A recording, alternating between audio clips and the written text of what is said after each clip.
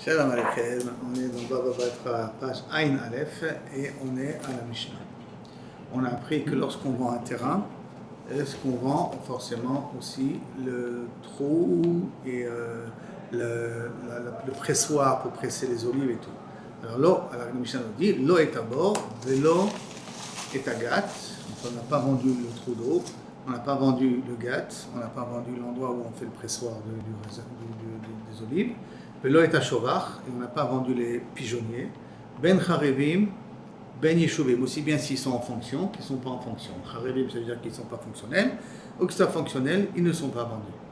Vet Sarich Likach Lo Derech, et donc, quand j'ai vendu, si j'ai vendu le trou à quelqu'un, j'ai besoin de me racheter le passage vers ce trou-là. C'est-à-dire, si je vends spécifiquement le trou, ou si j'ai vendu un terrain mais je n'ai pas vendu le trou, le propriétaire du trou a besoin de s'acheter un terrain pour, parce que Rabbi Akiva, on a dit qu'il prend une part du principe, qu'Amocher, Be'ain Yafa au Mocher. N'oublions pas, ça c'est la svara de Rabbi Akiva. Donc quand j'ai vendu, j'ai tout vendu. Par conséquent, si je n'ai pas écrit explicite que j'ai un droit de passage pour pouvoir utiliser mon puits, alors à ce moment-là, ce droit de passage n'existe pas, il faut que je l'achète. Vechachayim oui, et notre sarir. Il me dit non, Mocher, Be'ain Ra au Mocher. Comme Mocher, Be'ain Ra, il n'a pas besoin de Kavichol de préciser. Ou modé Rabbi Akiva. Par contre, avec Eva, il est d'accord. Bisman Shamarlo, Chutz mi elu. S'il a dit explicitement, je t'ai vendu le terrain à l'exception de ça, alors qu'il n'a pas besoin de le dire. Rappelons-nous que s'il y a des expressions qui sont superflues, c'est qu'elles veulent nous apprendre quelque chose de plus. Parce que si on a dit dans la Mishnah que si j'ai vendu le terrain, je n'ai pas vendu le trou, je n'ai pas vendu le gâte, je n'ai pas vendu le cheval, etc. Donc je n'ai pas besoin de le préciser. Si je l'ai précisé, c'est pour dire quelque chose de très particulier.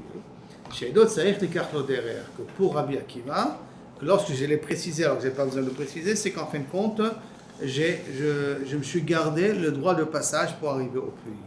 Donc, un autre, ça arrive derrière. Mecharan le'acher. Si maintenant ça a été vendu ça à une autre personne, après, Rabbi Akiva Omer, un autre, ça arrive derrière.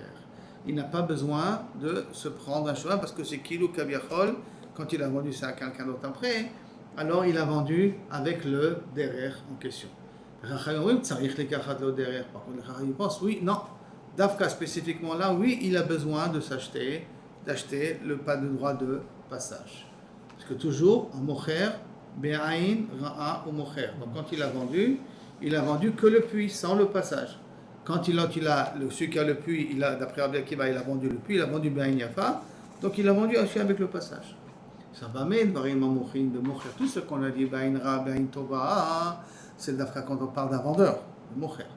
Aval, Benoten, Matana, Noten et Kula. On parle du principe que quelqu'un qui donne cadeau, il donne Bain Yafa.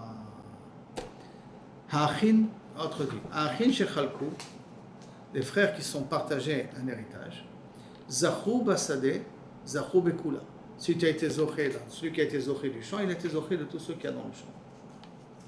Hamarzik benirse ager, s'il y a des biens qui appartiennent à un goy et que j'ai fait une chazaka dessus, donc Hamarzik benirse ager, irzik basade, irzik bekula, quand j'ai fait chazaka sur le sadé, j'ai fait chazaka sur tout ce qu'il y a dans le sadé. Hamakdish et asade, quelqu'un qui rend ekdesh, il dit ça c'est réservé au Bet Hamikdash, donc Hamakdish et asade, ikdish et kula, il a sanctifié le trou, le gâte, le pigeonnier, tout ce qu'il y a là-bas, il est automatiquement aussi ou Ekdesh en même temps. Rabbi Shimon Omer, Amagdish et Asadeh, lo Ekdish ela et Acharov amurkav vet Asadan d'Ashikma. Par contre, Rabbi Shimon dit bien, si j'étais été Magdish un champ, j'ai aussi été Magdish le Charov et le Shikma. Bien que le Charov et le Shikma qui sont murkav, ça veut dire qu'ils sont faits pour durer, sont considérés comme un champ à part, quand même, si j'étais Magdish le champ, j'étais Magdish ça aussi. Pourquoi? L'Agmara va expliquer aussi par la suite. D'accord? L'Agmara va donner une raison pour tout ça. Alors maintenant, l'Agmara veut revenir pour la question première. On a dit qu'il y a une différence entre Machar et Matana. Machar, ça on a dit que c'est Be'ain Ra'a ou Be'ain Tova Machloket, Rabbi Akiva et Chachamim, alors que Matana, tout le monde est d'accord que c'est Be'ain Tova. Donc, Maïshena Matana, Maïshena Machar, Maïshena Matana. Pourquoi on fait une différence entre Machar et Matana? Piresh Yehuda, Ben Nakusa, Ben Nakusa, il a expliqué, les fnei Rébi devant Rébi, Zé Piresh, Zé lo Piresh. Parce que là, il a explicité et là, il n'a pas explicité. Haï ze piresh, zélo piresh, zélo piresh, zélo piresh. De toute manière, dans la Mishnah, il n'y a pas fait de différence. Il y a bien écrit mes fourrages. Comment c'est marqué, comment je le vends, comment je le donne. Il est marqué Abalaoten Matana Otenet Kula, ou Bemecher, Machloket Rabbi Akiva et Chachamim. Et ce n'est pas marqué ici dans la Mishnah. Est-ce que Piresh, ou Piresh, est-ce qu'il a explicité ou pas explicité? Et là, Ze Hayalo le Faresh, Ze Lo Hayalo le Faresh. Et là, il faut expliquer comme ça, non. Un Mocher, pourquoi il vend? Parce qu'il a besoin d'argent. Donc, il vend le cœur lourd. Comme il vend le cœur lourd, il veut vendre le minimum. Donc, si il a eu l'intention de vendre le trou, le pigeonnier, tout ce qu'il y avait dans le champ, hein, à ce moment-là, il aurait dû expliciter qu'il a vendu ça aussi.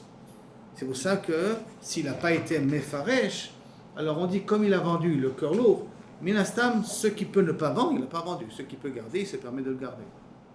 Par contre, quand il donne Bematana, il n'a pas besoin d'être mefaresh, parce que comme il vient, il donne Benatana, il donne Belev Rachav, avec le cœur large, donc là, il n'a pas besoin d'être mefaresh. On dit ça pour un vendeur, il vend parce qu'il veut faire du profit, c'est pas parce qu'il a pas, à part si c'est quelqu'un qui a vraiment besoin d'argent. Voilà, mais derrière clad, c'est pas comme... Derrière clad, en général, les gens ils vendent pas parce qu'ils ont besoin d'argent. Si je vends, il vend parce qu'il va acheter un autre appartement, il vend parce qu'il a peut-être... un profit, il a acheté à 200 000, maintenant il vend 1 million, alors je fais un bon profit. Oui, aujourd'hui, oui, il y a des personnes qui peuvent le faire, qui font du business avec les appartements. Alors, quand tu prends la grande masse de la population, quelqu'un qui vend un appartement, c'est ou parce qu'il a des dettes ou parce qu'il veut acheter un autre appartement. Donc, ce qu'il peut garder ou gagner, il essaiera de gagner. C'est pas uniquement un genre d'intermédiaire. J'achète, je revends, j'achète, je revends, j'achète, je revends, non, et je fais de l'argent dessus. On parle pas de business ici. On parle de le standard, surtout à l'époque. Et aujourd'hui aussi, le rove des acheteurs et des vendeurs, c'est pas du business, je suppose. Mais le rove, le rove, c'est des particuliers qui achètent et qui vendent. Le rove des mashkanta qu'il y a, c'est aux particuliers, c'est pas il me semble, hein, aux particuliers. À l'époque, c'était vadaï aux particuliers. Il y avait des personnes qui faisaient du business, mais ils n'étaient pas nombreux, parce que les riches n'étaient pas nombreux. La possibilité d'avoir des prêts à la vente pour pouvoir acheter, c'était pas nombreux. Donc quand quelqu'un y vendait, c'est qu'il n'avait pas d'autre moyen que d'avoir besoin d'argent, ou peut-être être obligé de voyager à l'étranger, donc il a intérêt à prendre le maximum avec lui. Donc quand quelqu'un y vend, il a besoin d'être mefaresh, parce que ce qu'il peut garder, il préfère de le garder. S'il n'a pas été mefaresh, donc on lui laisse le maximum. Par contre, quelqu'un qui donne Bematana, il n'a pas besoin d'être mefaresh. Ce qu'il a donné, on donne de plein cœur.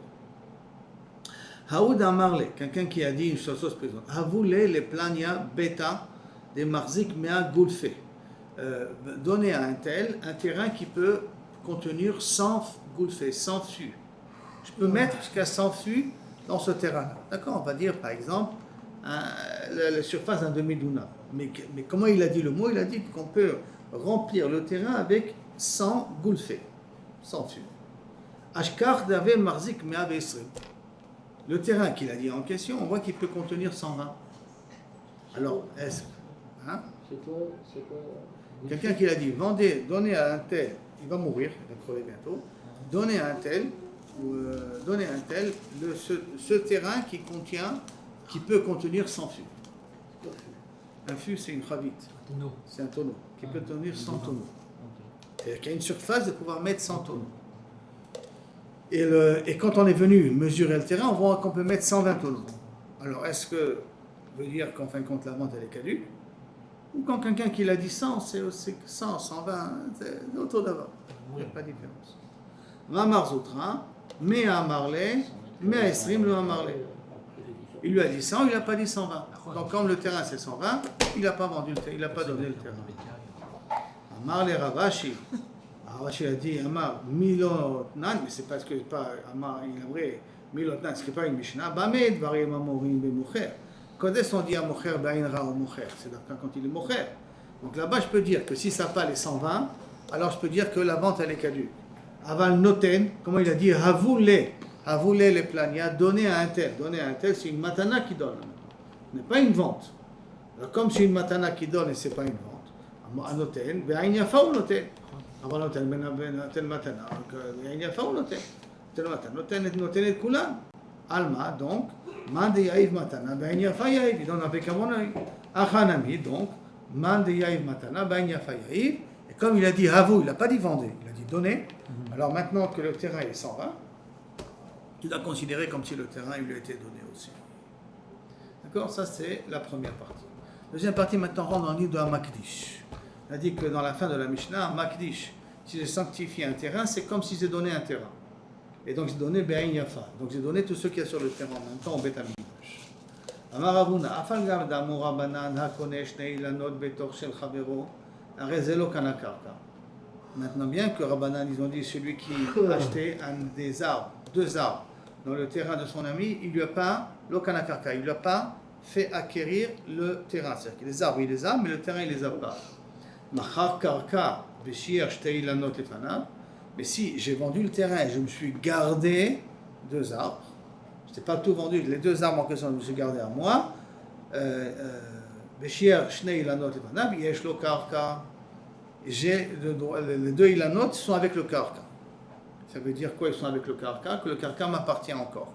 Qui veut dire aussi que si les ilanot meurent, je peux replanter de nouveaux ilanot, de nouveaux arbres là-bas. Vafilou les Rabbi Akiva, même d'après Rabbi Akiva, d'Amar Mocher Ba'in Yafa ou Mocher, quand est-ce que dit Mocher Ba'in Yafa ou Mocher, Anim il est gaber bor, vadot, c'est d'Afka dans des trous. On a déjà vu cette mémoire-là de Rabbi Akiva. Des vados, on a dit que les vados c'est des trous avec des pierres, avec des murailles autour. Pourquoi? Des lokame kashre aha, parce que ça n'abîme pas la terre.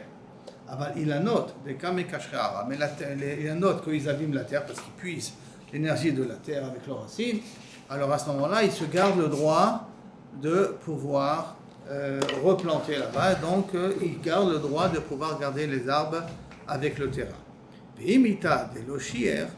Parce que si tu diras qu'il n'a pas été méchaïr le karka, je répète, c'est quoi? Il a vendu le terrain, il s'est laissé 2 arbres pour lui. D'accord? C'est 2 arbres, il s'est laissé aussi le terrain. Parce que si tu me dis qu'il ne s'est pas laissé le terrain, l'imalé, celui qui a acheté le terrain, il pourra dire à celui qui a les 2 arbres, Akor il antraj kol. Dès que tes arbres meurent, prends tes arbres, bézil et va-t'en d'ici. Prends tes affaires et va-t'en. Donc ça veut dire que pour Ravuna, ceux qui en sortent ici, pour Ravuna, quand je garde encore, quand je vends un terrain et je me garde 2 arbres, je garde le terrain en même temps. D'accord? Le terrain des 2 arbres, ils sont encore en moi. Même pour Rabbi Akiva. Alors maintenant, sur ça, l'Agma va poser une question. Amar Rabbi Shimon, Matam, Rabbi Shimon, qu'est-ce qu'il a dit? Quand je magdish le terrain, mais je magdish aussi le Charoub et le Shikma. Et le Charoub et le Shikma, qu'on a dit que c'est comme des terrains à part. Parce qu'on parle d'un Charoub et Shikma qui est mourkab, ça veut dire de bons arbres. D'accord? Matam, quelle est la raison pourquoi, si j'étais magdish le terrain, j'étais magdish aussi le Charoub et le Shikma? Ho'il veyonkim misde ekdesh. Parce qu'ils puisent du Sde Ekdesh. Comme ils puisent du Sde Ekdesh, alors tous ceux qui vont puiser du Ekdesh, donc l'arbre il va pousser grâce au terrain. Et s'il pousse grâce au terrain, il devient kadosh comme le terrain. C'est pour cela que les 2 arbres d'après Rabbi Shimon, ils sont Ekdesh. Ça c'est Rabbi Shimon, mais ça c'est à condition que lorsque j'ai été magdish le terrain, j'ai été magdish aussi le terrain qui est au-dessus de l'arbre. Or, qu'est-ce qu'on a dit au départ? Que lorsque je vends un terrain, je ne vends pas le shikma, et quand je ne vends pas le shikma et le chaos, je ne vends pas les 2 arbres, je ne vends pas le terrain qui est en bas. Si je ne vends pas que le terrain qui est en bas, donc les 2 arbres ne sont pas Ekdesh. C'est quand même Yonek. C'est Yonek d'un terrain qui n'est pas Ekdesh, d'après l'explication de Ravuna. D'accord? Or, qu'est-ce qu'il a dit Rabbi Shimon? Il dit pourquoi c'est Ekdesh? Parce que c'est Yonek, donc ça veut dire que Shimon n'est pas d'accord avec ton Ravuna. Koshia. Et si tu penses que Dafka il s'est laissé le terrain, qui kayanke, minafshe kayanke, lorsqu'il puise de lui-même. C'est son terrain à lui. Alors réponse de la Gemara, Rabbi Shimon de Amar qui est Rabbi Akiva, le Ravuna de Amar qui est Rabbanan. Alors qu'est-ce que tu voudrais me répondre? Que Rabbi Shimon il pense comme Rabbi Akiva, et que Ravuna lui il pense comme Rabbanan. C'est quoi? Que Rabbi Shimon il pense comme Mocher, bien Yafa ou Mocher, donc il a vendu aussi. Même s'il s'est gardé les 2 arbres, mais il a vendu le terrain qui était sous les arbres. Donc, automatiquement, les arbres qui poussent, ils puisent du sadek qui est Ekdesh. Et s'ils puisent du sadek qui est Ekdesh, ils deviennent Ekdesh aussi. C'est pour ça que ça devient ça Ekdesh. Alors que Ravuna, qui a dit que non, quand je te vends, je me suis gardé 2 arbres. Les 2 arbres, j'ai gardé aussi le terrain qui est en bas. Il pense qu'on va banane, comme Mocher, Bain Ra, Mocher. La Gemara dit que Rabbanan Pshita, si tu me dis ça comme Rabbanan, alors quel est le chidouche de Ravuna? Si tu penses toi comme Rabbanan, alors c'est pas chaud, qu'est-ce que tu as voulu me dire en disant que le terrain m'appartient? Nakamina, qui nafle adar shatilehu. Toute la nafkimina que Ravuna veut apprendre, qu'est-ce qui se passe dans un cas où les arbres sont tombés, les arbres sont morts, et que Ravuna vient de nous apprendre, au nom de Rabbanan, que lorsque je suis Meshayer Karka Latzmi, que si les arbres sont tombés, j'ai le droit de les replanter. D'accord? J'ai le droit de les replanter. Chinafle adar shatilehu. Après, ça y on verra demain. La Gemara demande, est-ce que c'est possible de dire que Rabbi Shimon pense comme Rabbi Akiva? Et c'est toute la sugia qui va suivre. Donc c'est une sugia de financement. Mais est-ce que c'est possible de dire que Rabbi Shimon il pense comme Rabbi Akiva? Qu'avec Kanirek, c'est pas possible. Parce que la seule réponse qu'on a voulu donner en l'instant, c'est Rabbanan il pense comme Rabbanan et Rabbi Shimon pense Rabbi Akiva, comme Rabbi Akiva. Mais est-ce que ça tient la route, cette explication ou pas? Pour ça, Bezrat Hashem, on va le voir demain.